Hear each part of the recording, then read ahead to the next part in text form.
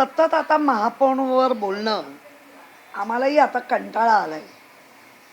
कारण प्रतापच असे आहेत की किती मांडावे आणि किती झाकावे. मुळामध्ये माझ्या हातामध्ये प्रस्ताव आहे.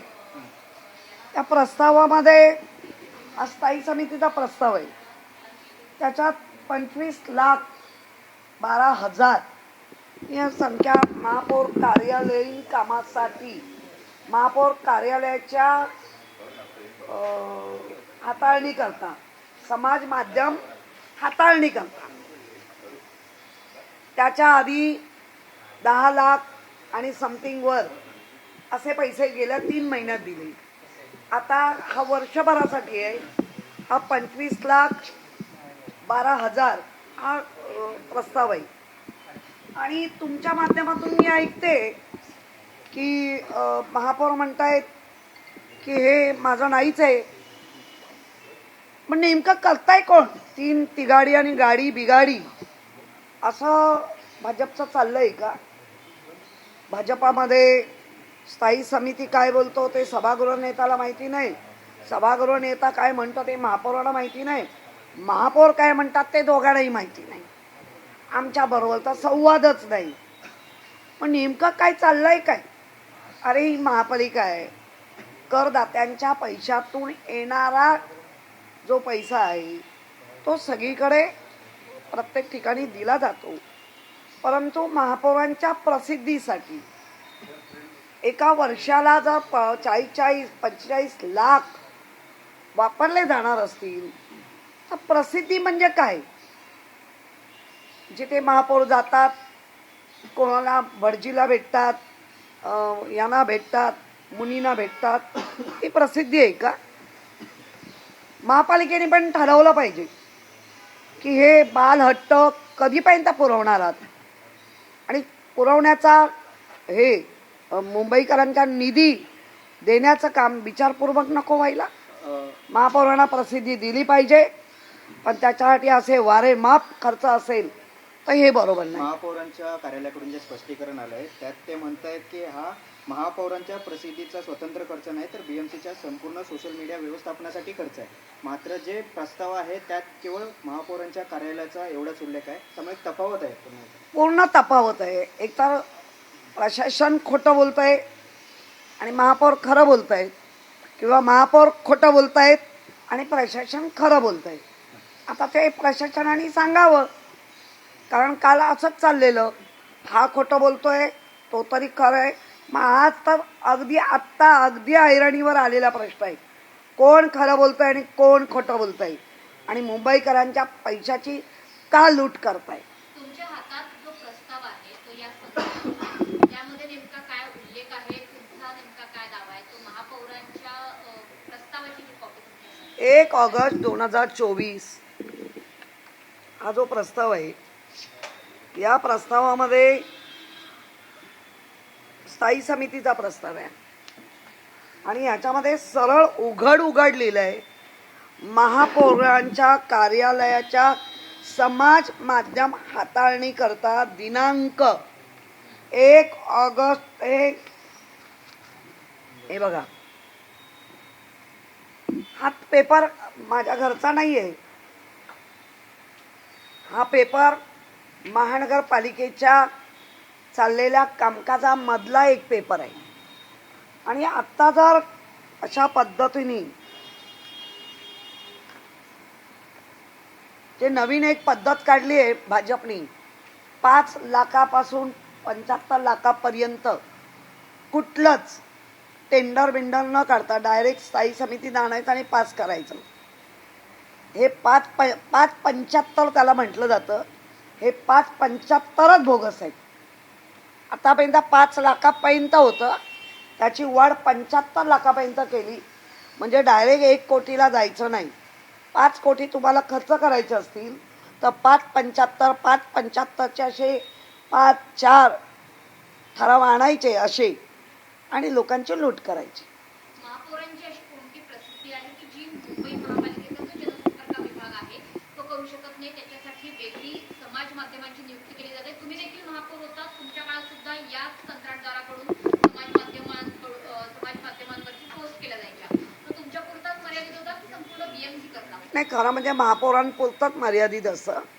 आणि जे महापौरांच्या जे डिपार्टमेंट आहे प्रसिद्धीचं, खरं म्हणजे ह्या सगळ्यांना वेगवेगळ्या कामात गुंतवून फक्त रीलच्या माध्यमातून महापौरांना प्रसिद्धी होऊ दे.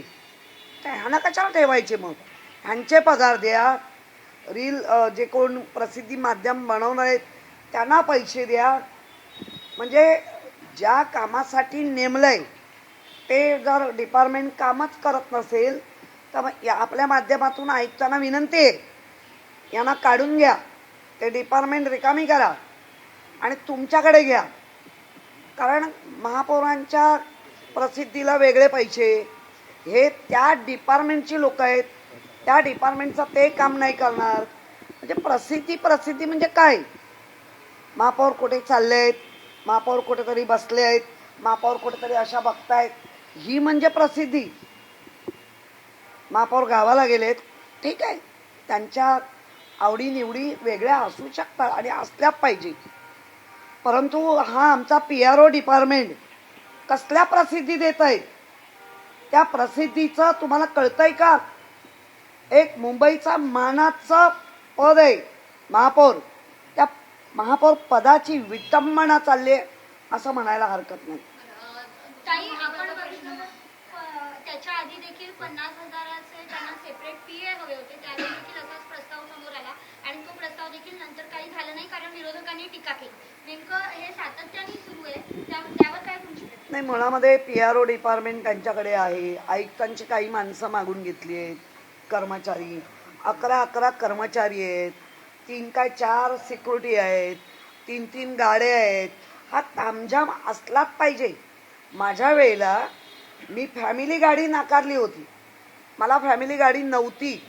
त्यामुळे माझ्या फॅमिली गाडीबरोबर जाणारा सिक्युरिटी, तो लागणारा ड्रायव्हर, 2 का 3 ड्रायव्हर लागतात, हे सगळं मी माफ केलं होतं. माझं मानधन हे सगळं मुंबईकरांना दिलं होतं. या सगळ्या गोष्टीला फाट मारून उलट दात्याची भूमिका असली पाहिजे महापौरांची, तर ही घेत्याची भूमिका आहे. द्या द्या. ताई, 2 महत्त्वाचे प्रस्ताव महापालिकेत मंजूर झाले आणि ते मध्यरात्री मंजूर झाले. एक म्हणजे बेस्टच्या खासगीकरणाचा पिपी तत्वावरती विकासाचा प्रस्ताव आणि दुसरा म्हणजे फुटबॉल ग्राउंड. त्या आदित्य ठाकरेंनी प्रचंड विरोध केलेला आहे आणि कोर्टात हे प्रकरण न्यायप्रविष्ट असताना याचा प्रस्ताव मंजूर झाला. म्हणजे फार चुकीचं घडलंय. कुठलंही प्रकरण जेव्हा न्याय प्रविष्ट राहतं तर त्या न्याय प्रविष्टाचा विषय रिफर बॅक करावा लागतो, करायचा असतो. परंतु ह्यांच्या धाडस एवढं वाढलंय की आम्ही काहीही केलं तरी आम्हाला वाचवणारे दिल्लीश्वर आहेत. या मोठ्या धाडसावर कुठलंही महापालिकेत धाडस होतंय. मुळात माझा पण प्रश्न आहे, मुख्यमंत्री, शिस्तबद्ध मुख्यमंत्री, त्यांना तरी हे आवडतंय का की त्यांचाही सपोर्ट आहे? मग आता फुटबॉल ग्राउंड बाबतीत नेमका तुम्ही काय भूमिका घेणार? आम्ही कोर्टाकडे न्याय मागितलाय आणि कोर्ट या मुंबईत ओपन पेस असे कोणाच्याही बंदिस्त करून कोणाच्याही घशात जाऊ देणार नाही, ही आम्हाला कोर्टावरती खात्री आहे आणि आम्ही त्याचा पाठपुरावा करणार. बेस्टच्या खासगीकरणाचा प्रस्ताव सुद्धा मंजूर झाला, त्याला पाठिंबा आहे, त्याच्या बाबतीत भूमिका काय? बेस्टच्या 22 डेपो 60 वर्षासाठी निव्वळ आणि निव्वळ मॉल बांधा, हे करा ते करा आणि पैसा जनरेट करा. तो जनरेट झालेला पैसा मग आम्ही त्यांचे ग्रॅज्युटी देणार आहोत. आम्ही त्यांचं तसं बघायला तर BSTच्या बाबत राहुल शेवाळे असताना त्यांनी कर्ज रोखाणी पैसे दिले होते स्टँडिंग. यशोधर फणसे जेव्हा आले 100 कोटी हे अनुदान स्वरूपात आम्ही दिले, ते 1000 कोटीपर्यंत अनुदान स्वरूपात नेले. आता यांचं असं झालंय, जी काही तिजोरी उघडेल ती फक्त आणि फक्त आमच्या म्हणजे स्वतःच्या महापौर असतील बाकी ह्या सेवेसाठीच असेल, नागरिकांच्या सेवेसाठी इथे काही नसेल. बरं, तो प्रस्ताव आणताना सविस्तर प्रस्ताव आणायला पाहिजे होता.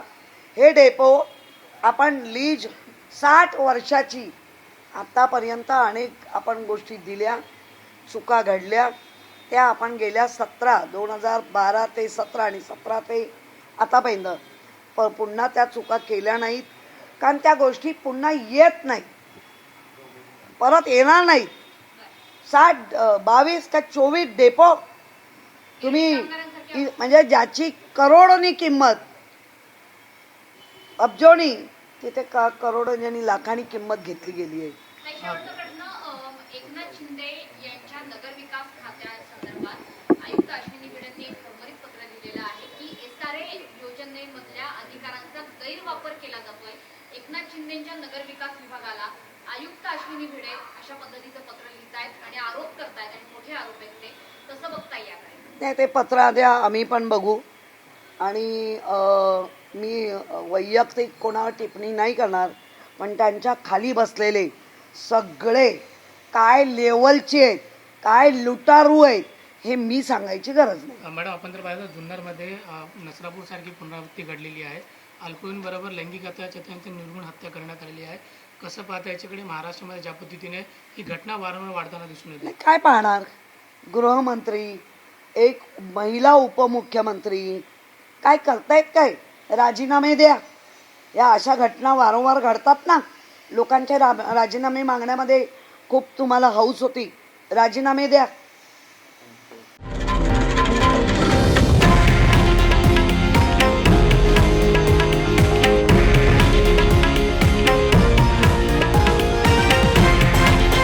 हे आहे देशातील नंबर 1 न्यूज नेटवर्क आणि आपण पाहत आहात TV9 मराठी, एकमेव.